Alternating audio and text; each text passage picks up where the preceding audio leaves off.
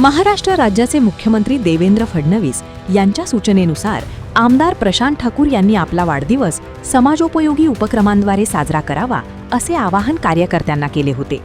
या आवाहनाला सकारात्मक प्रतिसाद देत पनवेलसह संपूर्ण जिल्ह्यात विविध समाजोपयोगी कार्यक्रमांचे आयोजन करण्यात आले।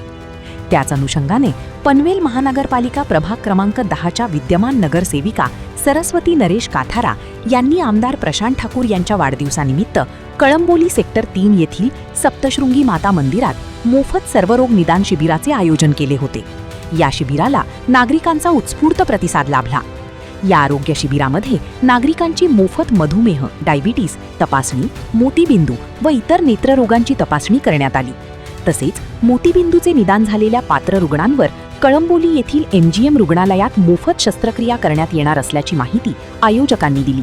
याशिवाय गरजू नागरिकांना मोफत चष्म्यांचे वाटप देखील करण्यात आले। या शिबिराचा प्रभागातील नागरिकांनी मोठ्या संख्येने लाभ घेतला।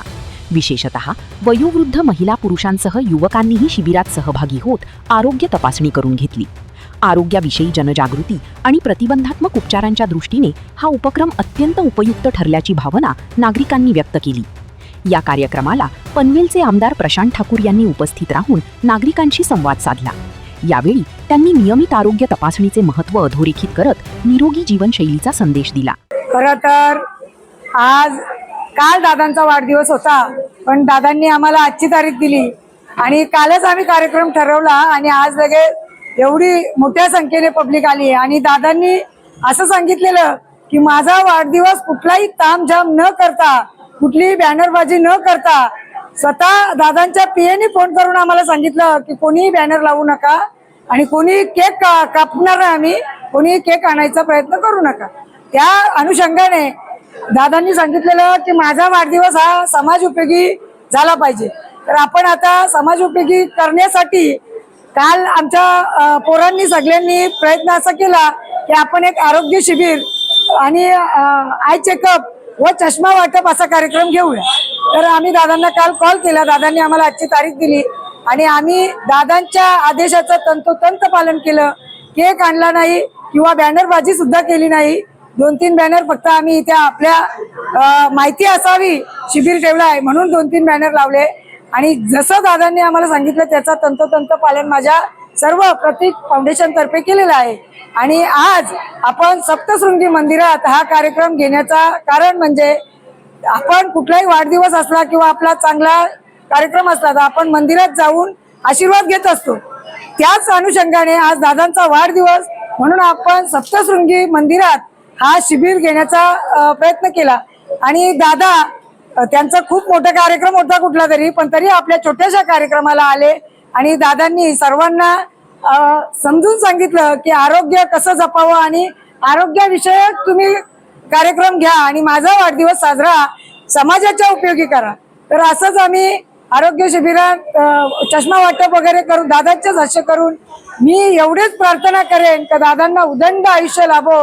जे दादांनी आमच्यासाठी जे केलंय, आज मी जी नगरसेविका म्हणून इथे उभी आहे ती फक्त आणि फक्त दादांचेच मुले आहेत। प्रशांत दादा ठाकूर साहेब यांच्यासारखं नेतृत्व आम्हाला मिळणं खरंच आमचं भाग्य आहे।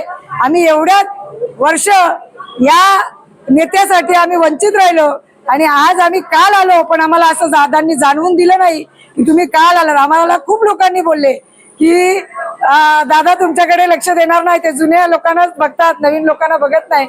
पण आम्हाला असं वर्षभर झाला एकही अनुभव असा आला नाही की आम्हाला दादांनी दूर लोटलेत आणि जुन्या लोकांनाच त्यांनी सहकार्य केले। असे नेते मिळणं खरंच आमचं सर्वांचंच भाग्य आहे आणि त्या नेत्याला मी तर सांगते आमच्या कातळ्याचे जोडवे जरी घातले दादांच्या पायात तरी कमी आहे। कारण खूप लोक बोलत असतात माझा नेता असा, माझा नेता तसा, पण माझा नेता बोले तैसे चाले त्याची वंदावी पाऊले असं आमचा नेता आहे। कोणी काय बोलत असेल आम्हाला त्याचा फरक पडत नाही, पण जे आम्ही आज त्यांच्या जवळ आहोत आम्हाला समजतं दादा कसे वागतात आणि आम्ही दादांचं नेतृत्व घेऊन कसे वागतो। माझ्यात सुद्धा खूप फरक झालेला आहे। मागे मी खूप ओरडायची आणि आरेतुऱ्याची भाषा बोलायची, पण दादांनी आमच्यात परिवर्तन घडवलं आणि आज आम्हाला काही न बोलता प्रत्येक ठिकाणी काम होतो।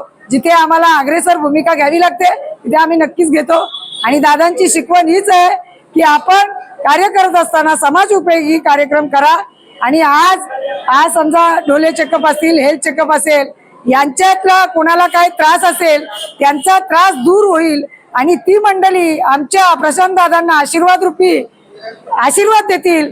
एवढंच माझ्या दादांना आयुष्य वाढीसाठी यांचा आशीर्वाद लाभेल आणि दादांचं दीर्घ आयुष्य वाढेल.